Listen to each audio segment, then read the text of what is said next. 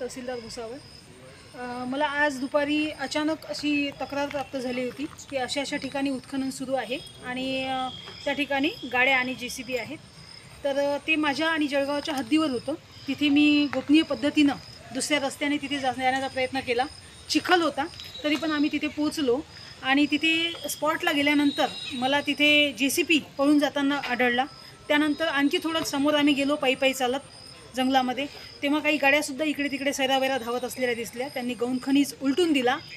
महसुली पथक पाहिल्याबरोबर त्यांनी गौण खनिज त्या गाडीमधून उलटवला आणि तिथून ते पडताना त्यांनी प्रयत्न केला.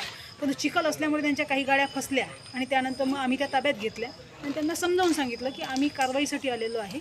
तर आता आम्ही कारवाई करून ह्या गाड्या जप्त करतोय, त्यामुळे आम्हाला सहकार्य करा.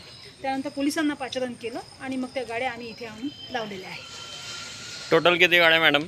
6 डंपर आहेत आणि 1 JCB आहे.